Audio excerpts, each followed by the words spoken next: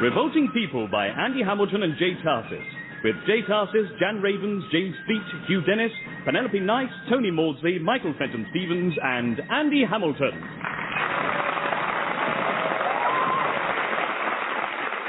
Right, my turn now. I'll move my rook to protect my king.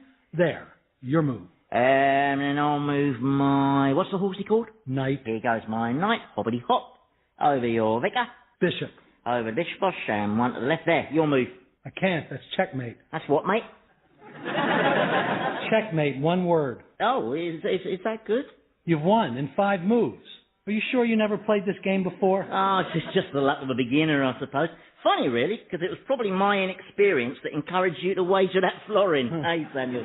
Still, it's only money, as they say. Yeah, and who's the they in that sentence? The National Society of Penniless Idiots, of which I will soon be a prominent member? Well, if I was you, I'd accept your wife's offer to buy this ailing shop. Well, first, you're not me, and second, she ceased to be my wife the day she left me for a woman and became a lady lover. You know, somebody really ought to come up with a word for that. Yeah. And third, if I was stupid enough to take her offer, it would mean letting her get back into the lives of my family. There'd be conflict and emotions slopping about all over the place.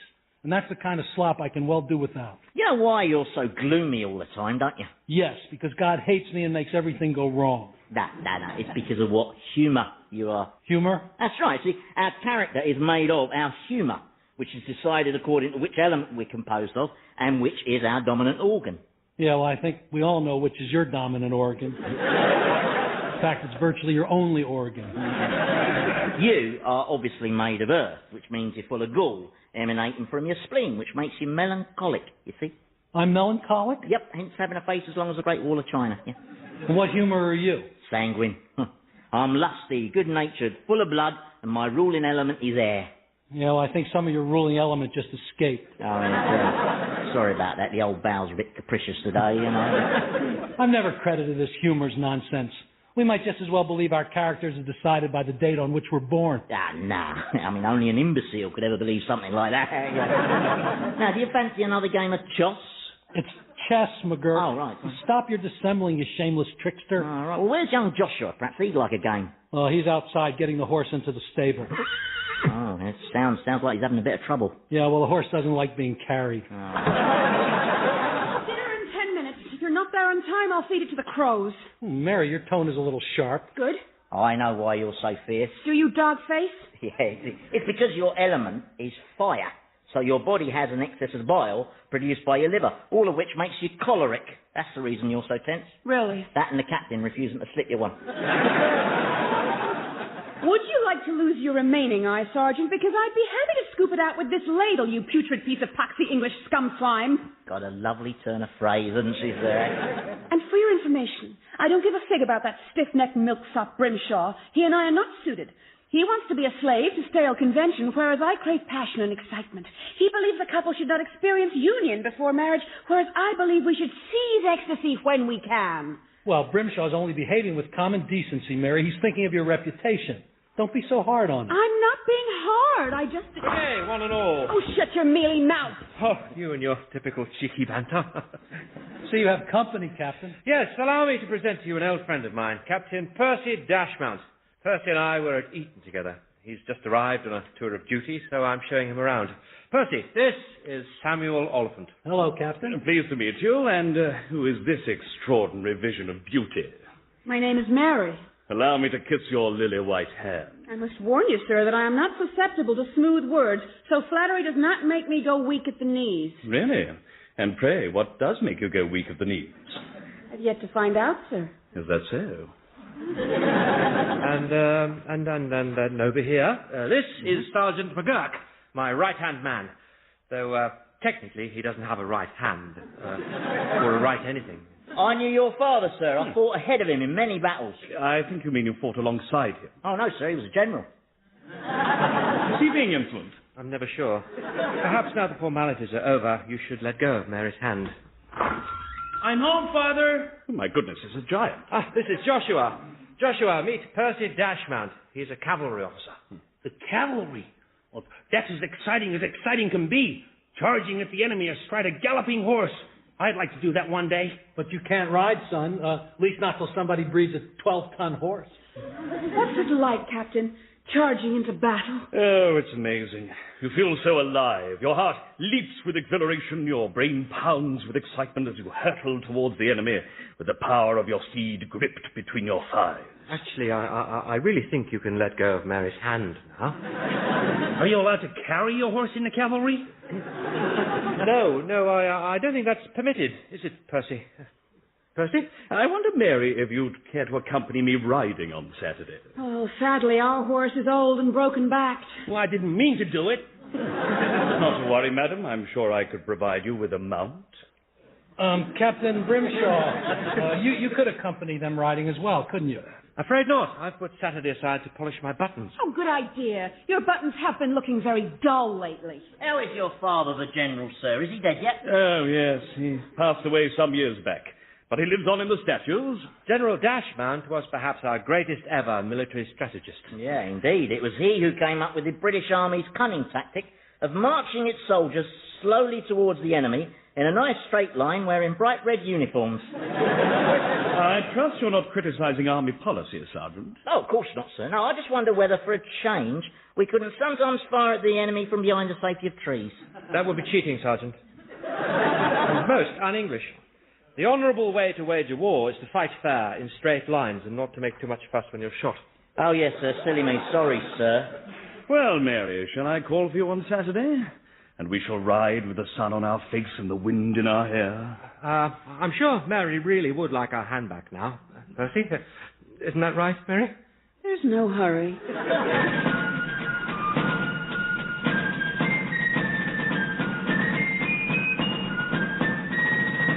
Cora, dearest, your beloved has returned. Yes, another day's work is done, and my weary brow has need of soothing. Really? And how is my son and heir? Oh, God bless his golden dimples. Yes, indeed. So tell me, how was your work today, husband? Oh, most arduous and taxing, Cora. The world of weights and measures is red in tooth and claw. A man has to live up his wits, like bold Hercules fighting the venomous many-headed Hydra. Yes, now remind me, which trial was that? Was that the one where Hercules told his wife he was off to kill the Hydra, but actually just hid in a tree all day and then went home and lied like a snake? I'm not sure I follow you, Cora. I was in town with baby Ezekiel today, and it was lunchtime, so I thought we'd surprise you at your office. Only you weren't in your office. You haven't been in your office for weeks, not since you were fired.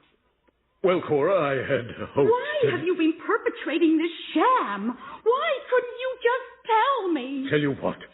That I've been cast aside, set adrift, that I'm a shadow of my former self, that Ezekiel Spriggs is but half a man. Oh, Ezekiel, your manliness is not diminished by losing your employment. Well, you've never had a very high opinion of my manliness to begin with, have you? What does that mean? Oh, you know very well. You do not desire me physically, Cora. So you fend me off with your excuses, prevarications, and superstitions. Last week you informed me that it's bad luck for couples to make love on any day of the week that has the letter D in it. That's... Well, let's face facts. You'll be better off without me. We're not man and wife, not in the conjugal sense. Well, no. That's because we transcend the physical side. Do we? Yes, of course. Our relationship is spiritual and ethereal, which makes it sublime and far more meaningful than a mere physical attraction. Oh, good. What reason did your employers give for dismissing you? They gave 23 reasons, including what they called my excessive verbal pomposity. The very notion renders purple hyperbole redundant. And indeed, it was while I was elucidating on the difference between eloquence and verbose persiflage that I suddenly found myself face down in the mud. Cora, comfort me. I have need of solace. Well, Ezekiel, things will turn out just fine. You're a decent enough man with good posture and nice table manners. And fate will be kind to you in time, probably. And perhaps to go with those tender words, an affectionate kiss. Does this month have an R in it? No. Then it's not a kissing month, is it? No, dearest. Not a kissing month.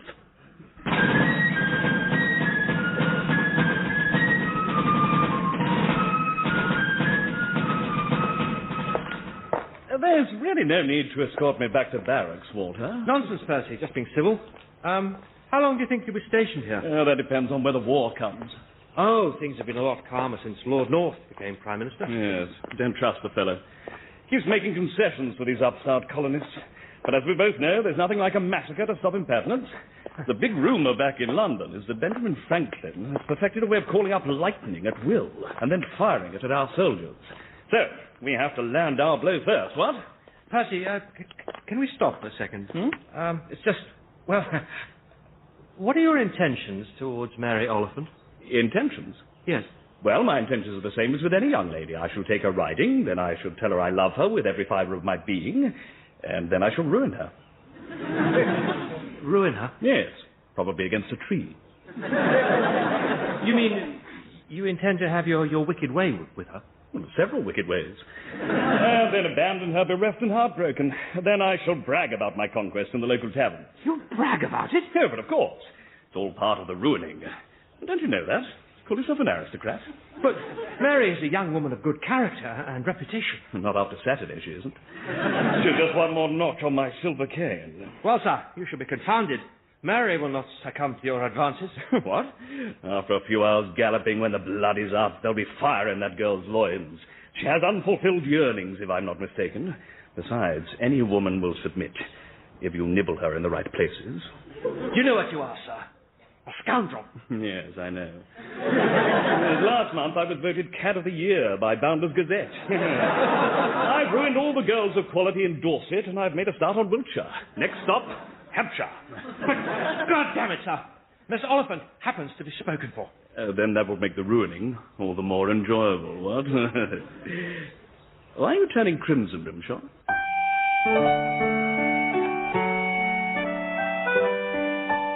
If I want to go riding with him, I will, and you... All I'm saying, Mary, is that you should be wary of a man like Dashmount. I'm not sure you know what you're doing. I shall go riding with whomsoever I please. Well, that's an impressive use of the word whomsoever. But I still don't think you know what you're doing. McGurk informs me that Dashmount's father was a notorious rake who was thrown out of the Hellfire Club for deflowering virgins after hours. That's right, miss. In fact, the family coat of arms is a pair of breasts with trouser sword rampant. Yeah, and that heraldry did not happen by accident. Look, I am a grown woman. I'll make my own decisions. You've only just met him. What is it you like about him? Is it just his fine physique, smoldering eyes, Adonis-like features, and... This list is a bad idea, isn't it? McGurk, you take over. Yeah, the thing is, miss, what if he gets you up the duff? Yo, on second thought, I'll carry on. The thing is, Mary, not putting aside the duff issue for a moment, although McGurk's right to draw attention to it, I will not stay here to be bullied and badgered, Father. I'm away to spend the night with my sister. Why are my daughters such hotheads? Choleric humour, I told you, too much fire in them. You should make them drink 12 quarts of water a day as a sort of dousing precaution.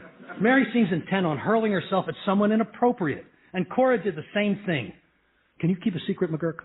Well, I've kept Mum about your wife being a secret lady shacker, haven't I? Yeah, but that's cost me several gallons of my finest brandy.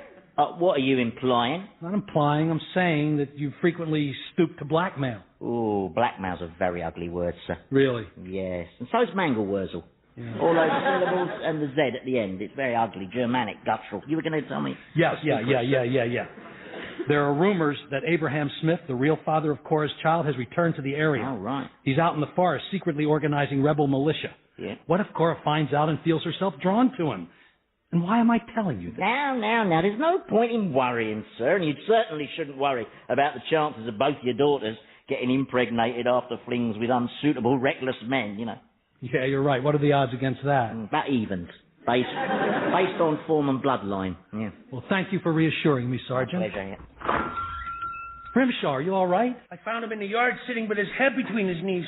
Look how pale he is. I haven't seen anyone that white since the time you dared me to hold Ezekiel over that waterfall by his ankles. Permission to pull you up a chair, sir? Permission granted.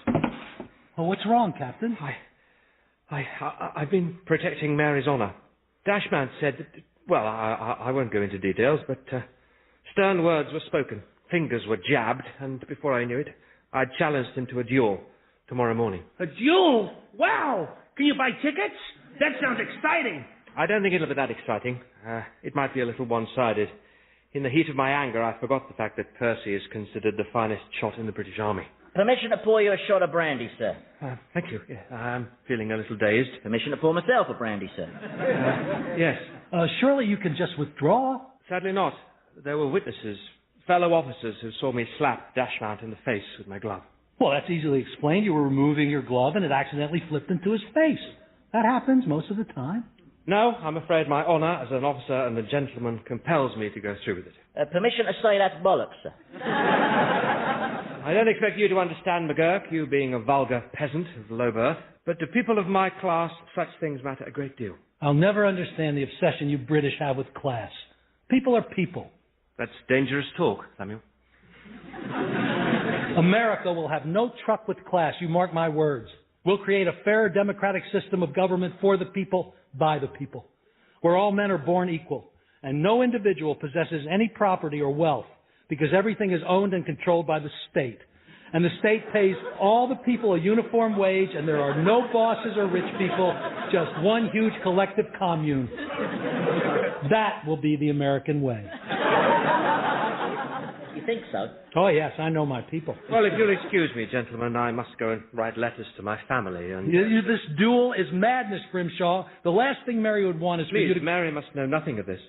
I don't want her getting distressed. Yeah, that can wait till your funeral. Oh, come. There's no need to be quite so defeatist. I mean, yes, Dashmount has killed his opponent in all 26 of his duels so far. Statistically, his lucky streak has got to come to an end sometime. Isn't that right, Sergeant? No. No? No, sir. Death is staring you in the face, sticking out its tongue and going... Well, I'm not scared. Well, I am. I don't want him to do that tongue thing again. Oh, this foolhardiness isn't you, Captain. You're acting in defiance of your humour. And what, pray, is my humour? Well, obviously you're phlegmatic, aren't you? You're dull, sluggish, and largely made of water, which will come pouring out of you when you're riddled with bullets.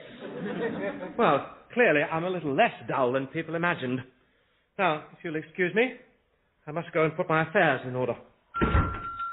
Oh, duels should be outlawed. They're a senseless waste of life. I know. I can't wait. You're not watching it. I don't want you to witness such carnage. But it'll be glamorous, romantic carnage. Oh, please, Father. No. N-O spells no. Oh, all right. There's no need to bedazzle me with spelling.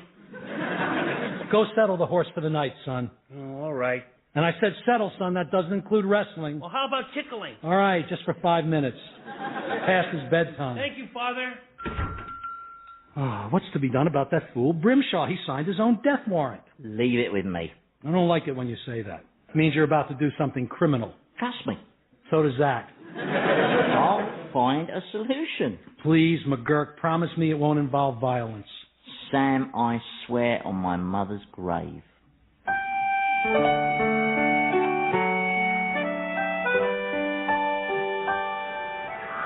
So, Captain Dashmount, are you ready to give me satisfaction? Indeed I am, sir. And I just wanted to say, Walter, that even though I'm about to blow your head off, you mustn't feel it's anything personal. That's most civil of you, Percy. But who knows? Perhaps I'll blow your head off. No, but all kidding aside, there's really no need for you to lose your life for some little colonial tease. I'm afraid I don't share your view of Miss Oliphant. Now, let the duel commence. Ah, yes, a small problem. I don't know what's happened to my second, Captain Marchbanks. He's obviously been detained. Yes, my second, Sergeant McGurk, has also failed to materialise. The man who was to act as umpire, Lieutenant Darcy. Who will do the counting? I will. Oh, Joshua, well, what are you doing skulking in the bushes? I'm here for the carnage. Does your father know you're here? Yes. You're lying. Damn it. What gave me away? Look, the boy can umpire. He can count as we step. Wow. Thanks, mister. How high do I have to count? To 20. Oh. 20's more than 5, right? Yes, it's 5 and then another 15. 15? Hey, you can't fool me. 15's not a real number. It's just something they put in stories.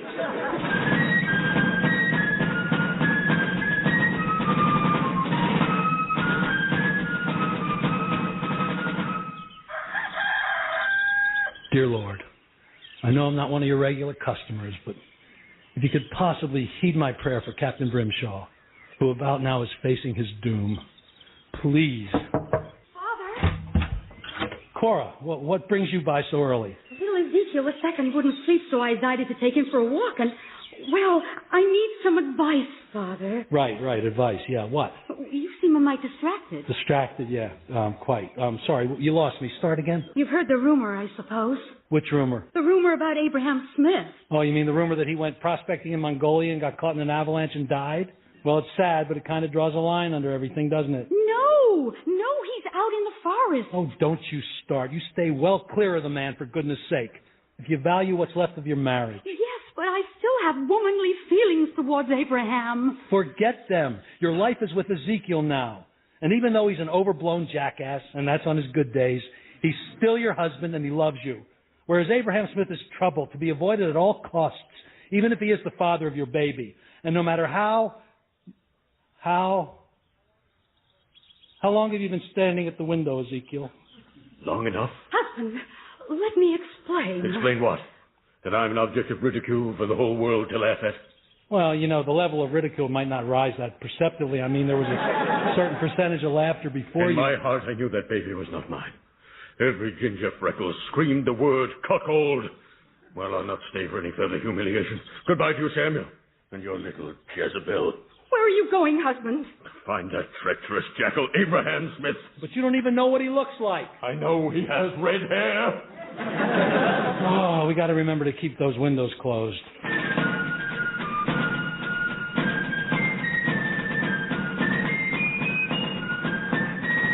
And then I started the duel, and I started pacing out the steps, and then he grew. Keep your voice down, son. You'll wake the baby. Why are you minding little Ezekiel, Father? Because his mother's out looking for big Ezekiel. Why? Well, that's a long story, son, involving much human misery and a lot of it mine. So let's dwell instead on the happy outcome of the captain's duel. Well, it wasn't a happy outcome for Dashmount. They're sending him back to England for medical treatment. I'm afraid my bullet made a bit of a mess of his buttocks. Was he running away then? No, facing me. And how did you hit him in the buttocks?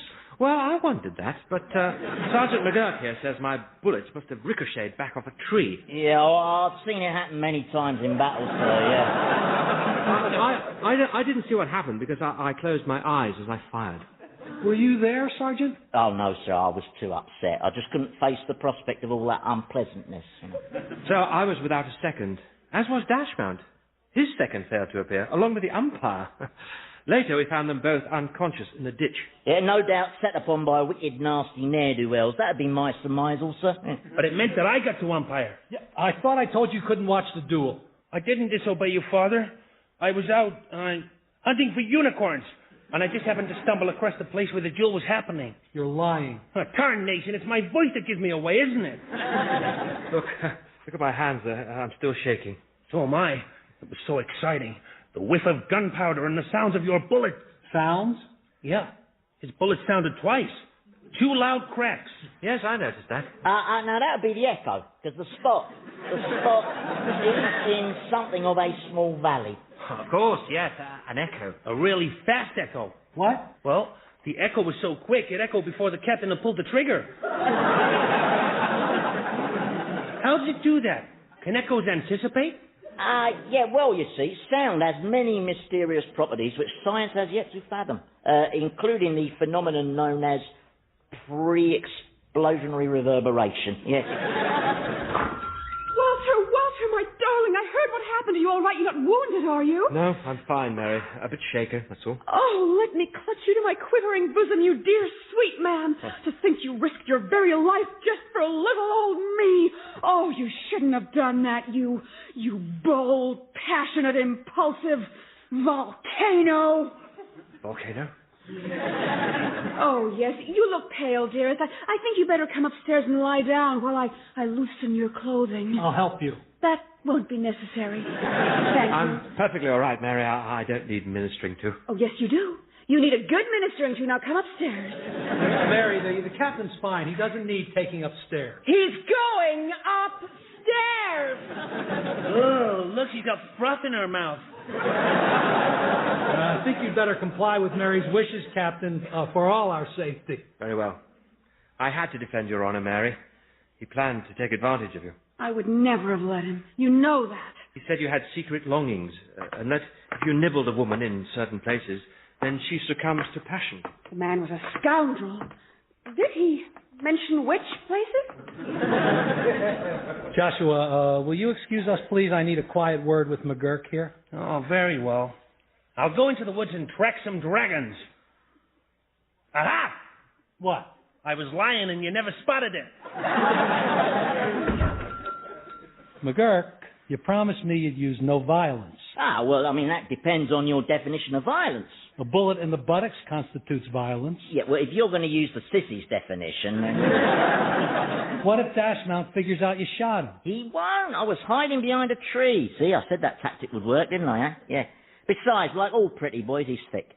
It's just nature's way of playing fair, I suppose. Well, then what about the poor second and that umpire, both of whom you obviously attacked and left in a ditch? Oh, no, that was violence. Other aren't, yeah. But I needed them out of the way, so I'm afraid they had to say hello to Mr. Cudgel. You know, there's something evil about you, McGurk. I know, I scare myself sometimes. You swore to me on your mother's grave. Yeah, I know. Yeah. Is your mother still alive? Not sure. Of course, it'd help if I knew she was, but still, at least Captain Brimshaw's still alive, eh? Yeah, I suppose that's the important thing. No. Oh, it's all right, little fellow. You go back to sleep, that's it. Don't worry. Ezekiel knows he's not the father. Lovely little nipper, isn't he? Why do all babies look like Pip the Elder? Have you fathered children? I've never gone back to find out.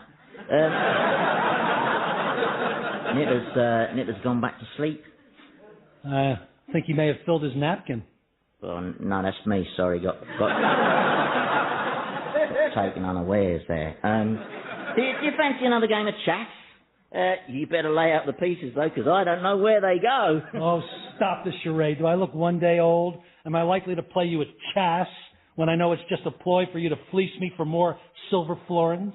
Oh, right. Well, in that case, if you don't crave my company, I'll just go imbibe at the tavern with the local citizenry.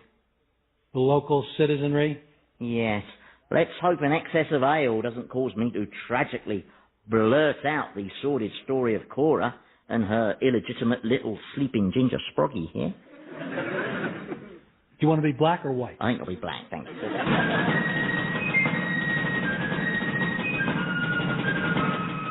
Revolting People featured Jay Tarses as Samuel, Andy Hamilton as Sergeant McGurk, Jan Ravens as Mary, and James Fleet as Captain Brimshaw.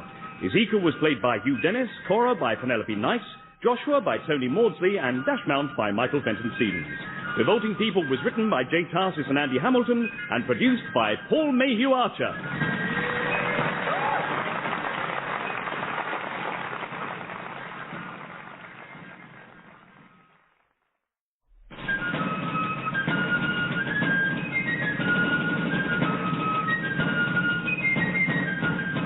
Revolting People by Andy Hamilton and Jay Tarses, with Jay Tarses, Jan Ravens, James Fleet, Hugh Dennis, Penelope Nice, Tony Maudsley, Susie Blake, Philip Pope, Michael Fenton Stevens, and Andy Hamilton. You think you're so clever, don't you, mister, huh? You think you can just carry on living under my roof and eating your way through my shop completely free of charge? Well, the good times are over, my little friend. I'm with you in a second, madam.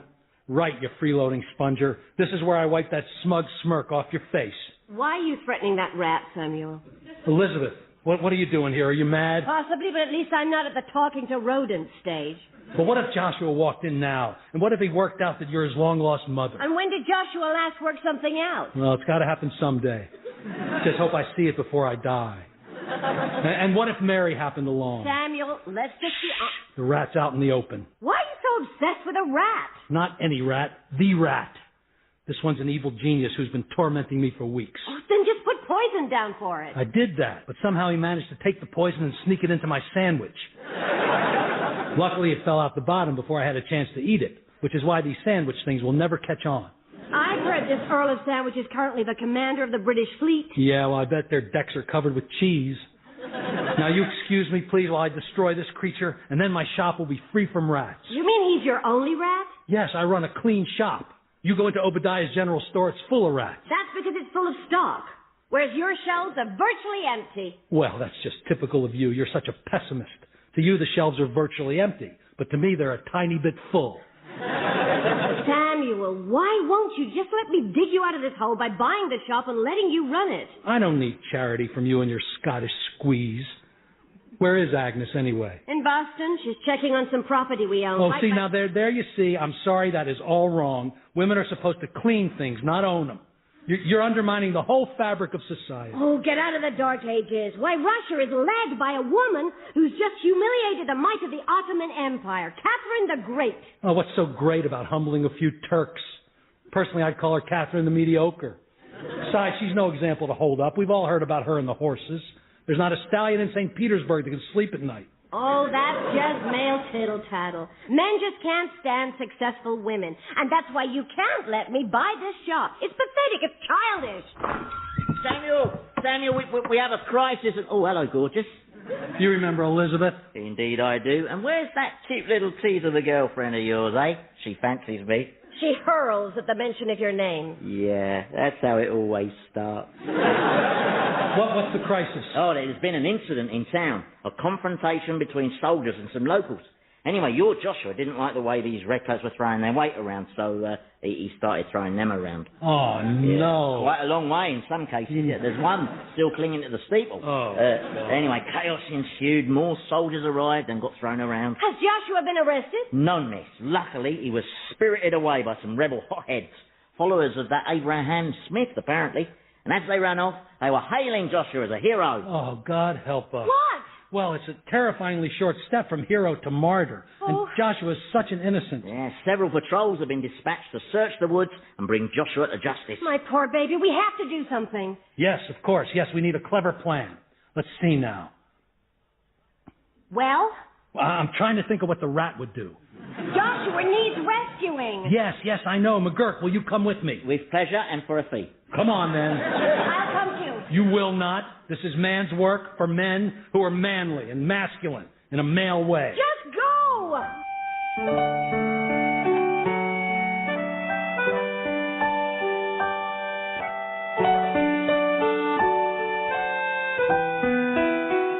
Oh, stop. Stop, you're hurting me, Walter. How can I be? I'm way over here gathering apples. Walter. What What are you doing, Mary? Well, I'm practicing the many variations of uttering your silly English name whilst in the throes of passion. You make it sound so frightening, as well as daunting, not to mention painful. Oh, yes. But apparently it's the sweetest kind of pain, and there's no use in delaying it any longer. Give me one of your apples so I can at long last bite into the forbidden fruit. See, Walter, how the juice runs down my arms.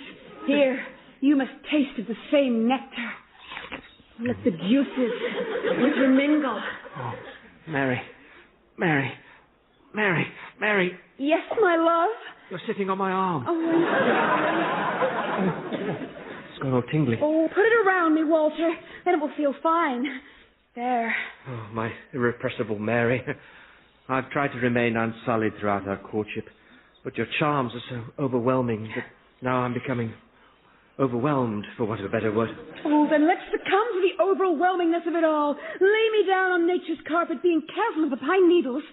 Haven't we waited long enough? Well, I certainly have, since puberty's alarming onset. Yes, and so have I. So have you. But I assumed that... Assumed what, Walter? You mean to say that you've never actually... He's not, Walter. But all those occasions when you've groped and nipped at my... Well, that's mere prologue, as I understand it. So, that would mean you're still a, Technically. Well, so am I, technically. I picked up the essentials around the barracks, of course. Brawny snippets of saucy dialogue that caused me strange rumblings in my nether region. And I've read my share of moist and steamy romantic novels, but they've always tended to dissolve into metaphorical meanderings which left me panting yet unfulfilled. And I've listened in the night to McGurk's lusty lyrics involving such things as diddling the diddle with his diddle-daddle stick. And I've ridden many a wild Mustang and felt its powerful thrust in my loins. Oh, good Lord, I can't stand it. Take me, Walter. Yes! Now! Oh, it's not these accursed military breeches. Shall I help you?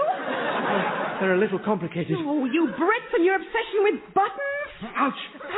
Mary, is that you? Oh! Good day to you, Mrs. Spriggs. Captain Brimshaw, At your service, madam.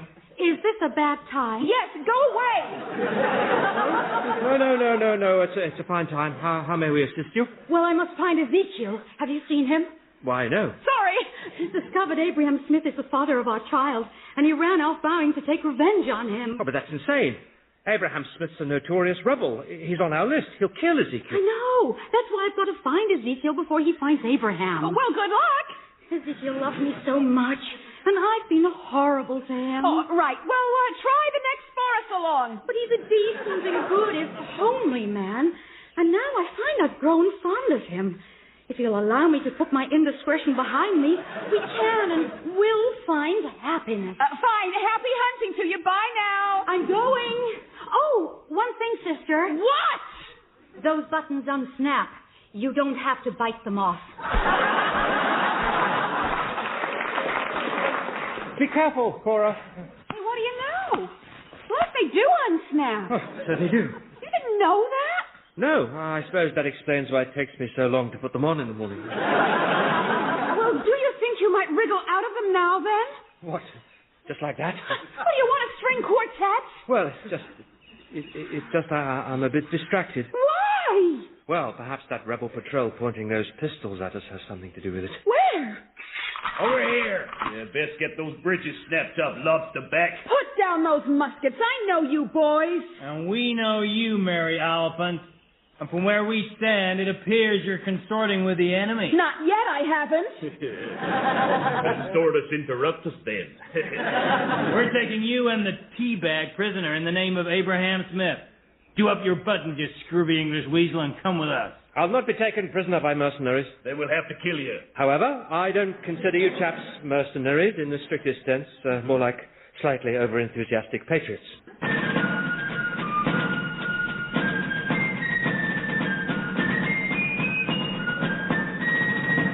I reckon Joshua came this way. Look at the size of this footprint. Oh, yeah, careful you don't fall in. Oh, yeah. Hey, they can't be far ahead of us. Well, let's get after them. Come on, what are you waiting for? Well, we never actually discussed the size of my fee. Is money the only thing you ever think about? No, there's breasts and... Hey, you'll get paid, you little... Hey, halt! Who goes there? Soldiers, let me do the talking. Halt! Friend or foe? Oh, friend, very much so, Captain. Sergeant McGurk at your service, sir. To whom do I have the honour of listening? Captain Roger Hotspur. I've been ordered to apprehend any colonists found in the woods on the assumption that they are rebel spies. Corporal, seize the colonists, will you? Oh, no, you can't do that. Well, I have my orders. Oh, but he's not a rebel spy. He's an English spy. An English spy? Yes, cunningly disguised as a colonial shopkeeper with a boarding pate and a big fat American-looking arse. Yeah.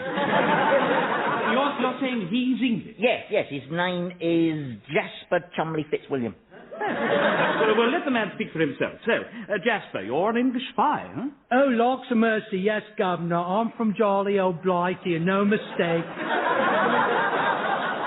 Tally-ho, pip, pip, and crikey, blind me. Why, I'm as English as an Englishman, God bless you, love a duck, and ding-dong bell to you, and all who sail in you, here's to your stiff upper trousers, old bean. Anyone for crumpets? Why is he talking like that? Like what? Like that? Why has he got that ridiculous accent? He's from Ipswich. I've been to Ipswich. They don't talk like that. Sorry, no. When I said he was from Ipswich, I meant he was born in Ipswich, but he grew up in Southend. Well, I've also been to Southend. No. Sorry, not Southend. The Southend of Hampshire. Whereabouts in South Hampshire? Haven't. Now. Got a clue whereabouts in Hampshire. I really haven't got the foggiest, sir. But why is he so quiet? Well, he's shy. Most spies are. They shun the limelight, spies. Jasper, which part of Southampton are you from? Only my family's from Portsmouth. Well, mine's not. I'm from a little-known village called Little Tiny Hamletville Gulch. Little Tiny Hamletville Gulch? Yes, on Stoke. Do you know it? Can't say I do, no. No, well, it's a tucked away little spot, which is why it has this unique accent, which keeps changing. well, you learn something new every day. Yeah. Well, look, we must be on our way. Captain Jasper here has lots of spying to do, to help defeat these damn rebels. Oh, indeed. May God jolly well mangle the beetroot, the baldy old bounders. Beetroot. It's a local expression. Yeah. Well, tell me, Jasper, can you do a convincing American accent then? Sure can. Oh, that is brilliant. Did you hear that, boys? Yes, well, say something else. Go on. Down with the king. Perfect. Yes. You redcoats are scum. Oh, bravo. That is uncanny.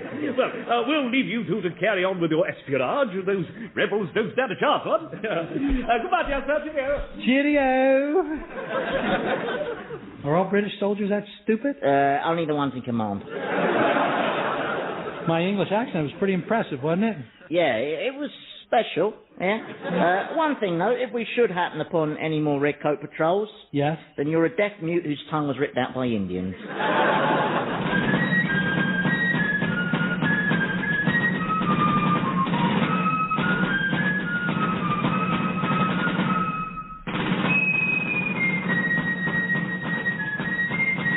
Thanks for the roasted goat, Abraham. Delicious. Tasted like chicken. And the hooves were nice and crunchy. It's really been a lot of fun hanging around with you in your secret hideaway with you and your bloodthirsty rebels, Abraham. But I have to go home now. My father's going to be worrying where I am, and he needs help with the heavy stuff. So I'll just be heading back to... Quiet! Or I could stay a few more minutes. Maybe have some dessert. But after that, I really must be going, Abraham, if that's all the same to you. Quiet. I noticed some of your men drawing placards with my likeness above a slogan, which I'm told reads, Big Joshua says, kill the red-jacketed bastards. That's a nice slogan, but I'm not for outright killing. No. Rolling, hitting with sticks, well, that's all good fun, but killing's bad. Quiet. Abraham, it seems to me you're a man of few words. Well, one, really. Quiet. Yeah, that's the one. Now, just calm down there, Unhand me, you filthy brigand. No one to approach Captain Smith. Captain Smith, my goiter. And what army is here, Captain? Tell me. Go ahead. The army of the people. Huh. That's a fake army. I'm belch on your army. You were drunk, sir. Of course I'm drunk, you varlet. You would stumble into this snake pit sober. Now stand aside. I'm here to defend my errant wife's honor, such as it is. Where is Abraham Smith? Prepare to be challenged. Which one of you is Abraham Smith? I am. All right, then. You'll be glad, aren't you? Well, no matter, I'll show you no mercy. I haven't trudged all this way to go winding off into the sunset like a yellow mongrel. The gauntlet's been thrown. The die is cast. The cat's out of the bag. The fat's in the fire. The goose is cooked. The proof's in the pudding. The cheese stands alone. Hello, Joshua. Oh, it's you behind me. I thought I was standing in the shadow of a tree. Don't tell me you're one of these mercenaries. I'm the hero, and they're putting me on their recruiting posters. But I'd rather go home. Well, I shall escort you home as soon as I've given this scoundrel a thrashing. What do you say, Smith? Speak, man. Speak. Isn't the carrot-top, swaggering leader of a rebellious uprising supposed to be at least capable of speech? Pick your weapon, you pork-filled bag of lard. I'm going to annihilate you.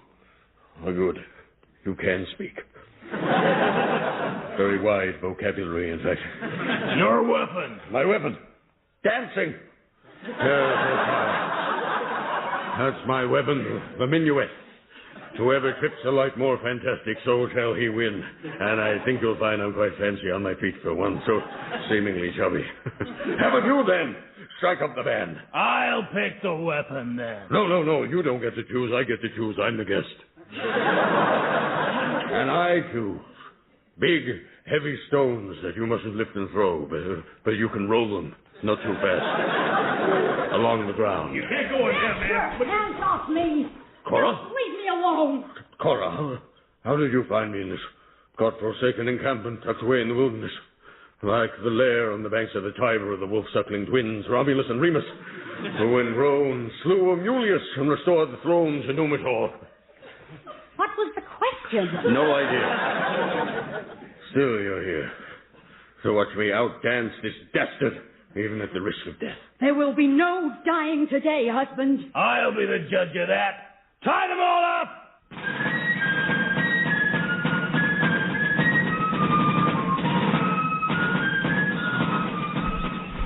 Slow down, Stan.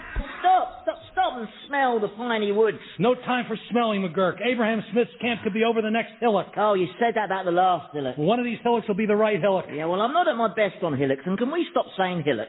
What exactly is a hillock, anyway? I don't know. It's a sort of bollock with grass on it. Try to keep up. Well, you try to keep up your two-legged git. Nobody takes the time to consider the handicap when they're scampering helter-skelter through the underbrush, do they, eh? Oh, maybe someday all the forests in America will have special ramp slopes and handrails and chairs with wheels for disadvantaged blokes such as yourself. Yeah, right. That's far enough. Oh, no. It's another patrol. It's Americans this time. Yeah, is it me or is the entire population of North America in these woods today? This time I'll do the talking. Right. Stop your whispering. Hands in the air. Put your weapons down. We're friendly. I'm Samuel Oliphant, a well-respected citizen of the city of Baltimore. Yeah, then who's your slimy redcoat fellow traveler? He's my cousin, from Virginia. Thomas, Jefferson. Perfect. Thank you. Thomas Jefferson? What, the Thomas Jefferson? Why, yes, indeed he do. Yes, indeed he do. Yes, indeed he do, yeah. Yeah, it's funny. I always pictured Thomas Jefferson as taller and without a stump. Me disguise.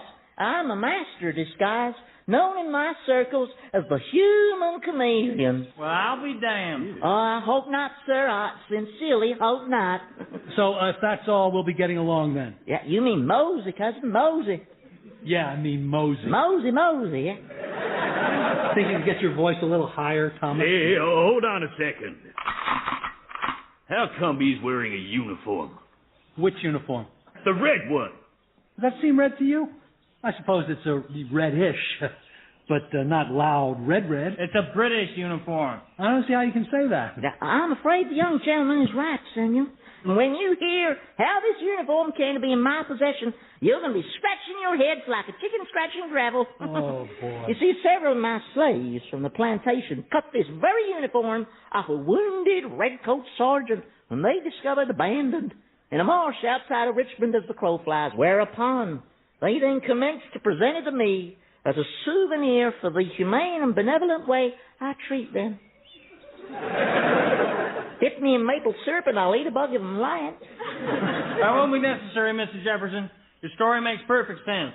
So we'll just mosey along then. Yeah, unless Mr. Jefferson requires an escort, sir. No, I'm fine, boys, but I shall be commending you alert scouts to your superior officers. But I have your name? Yeah, we're the Bush brothers. Yeah. I'm George, and this here's Jeb. Well, God bless you, boys. May you have many children. Okay, well, we'll leave you to go on your way there. Y'all take care now, you hear? Oh, there, go and get up and stop chewing this straw. Thomas Jefferson. Yeah. That was a little overconfident, wasn't it? Why the hell did you choose Thomas Jefferson? Because I can't do George Washington.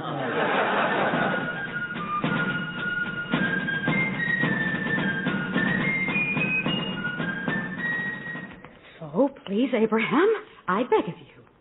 What I'm asking you is please do not harm Ezekiel. Ignore his challenge. Quiet! Eloquent as usual. You see, Ezekiel is basically a good man, the father of my child. He may not be the barrel-chested, handsome, brooding warrior whose smoldering glances still make me go weak in the knees, but he's an honest, caring man who loves me and loves my son. He likes me, too. Yes, thank you, Joshua. That's very helpful. If he had a dog and rabbits, he'd like them, yes, but I... And pie. I really like pie. Could you please both shut up? My husband can't fight you, Abraham. He's drunk, and even if you were sober, he fights like a daisy. A mighty daisy. He's just bewildered and confused by my reckless behavior. I understand it. Stop pushing us! Remove these shackles, damn you. Mary! Joshua! Mary! Cora! Grimshaw. Ezekiel. Brimshaw. Mary. Joshua. Ezekiel. Brimshaw. Abraham. Quiet! Stop this madness! Pardon me, Abraham? I said, stop this madness! Cora, do you remember your paramour having a speech defect? Not really. He was always a man of few words. Now I know why. Oh, you've done it now. You made him angry. You made him use words with S's in them. Silence! Oh, boy, here we go. Get some more spies, sir! Samuel. Grimshaw. McGurk. Mary. Joshua. Ezekiel. Shut up! This is incessant salutations!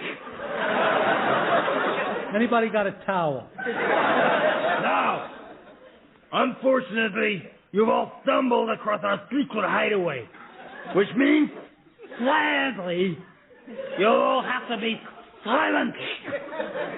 What he says? He got rocks in his mouth. You'll have to be killed. Oh, thank you. I got that. Cheers. Killed?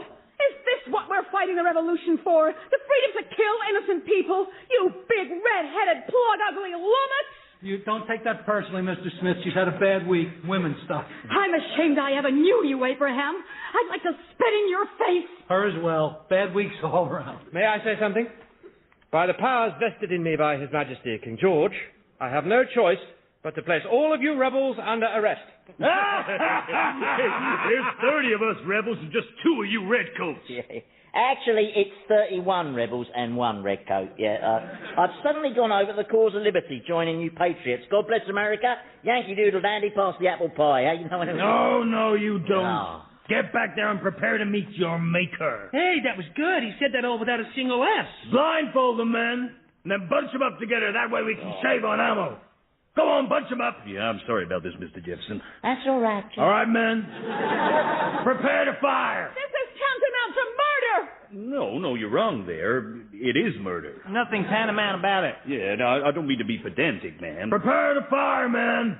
Ready, aim. Not so fast, Abraham Smith. Oh, not another one. Who are you? My name's Elizabeth. Sail biscuit. Right, Sail Biscuit. And I'm here to secure the release of my friends. These people. So hand them over. Who is this woman? Her reckless stupidity reminds me of someone. Oh, it's hopeless. We're all going to die. Like the doomed Argonauts confronting the Iron Giant of Talos, who... Now's not the time, is it? I said release the prisoners. Release them to a woman? And a woman with no weapon? Oh, I think you'll find I've got an extremely effective weapon.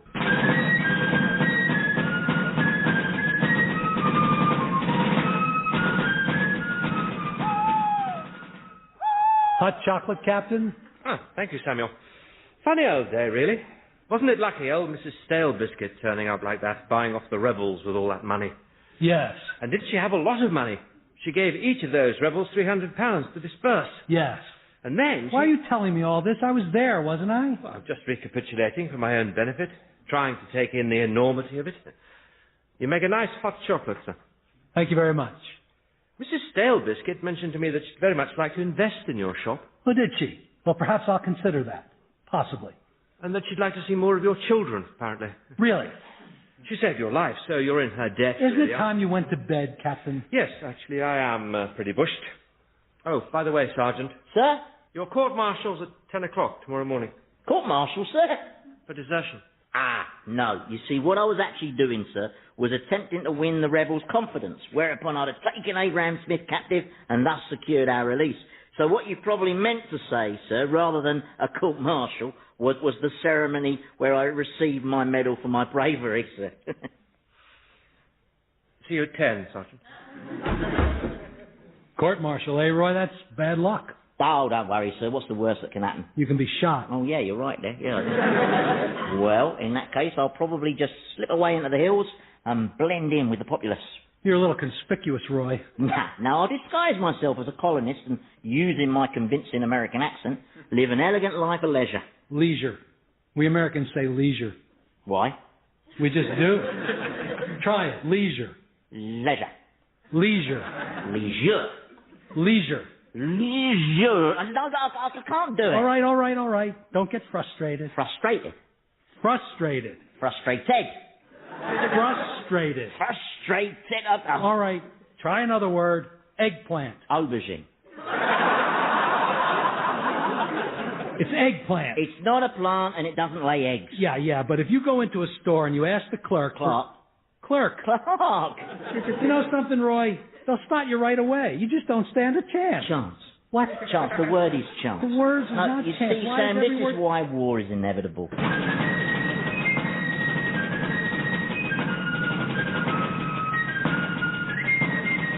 Revolting People featured J. Tarses as Samuel, Andy Hamilton as Sergeant McGurk, Jan Ravens as Mary, and James Fleet as Captain Brimshaw.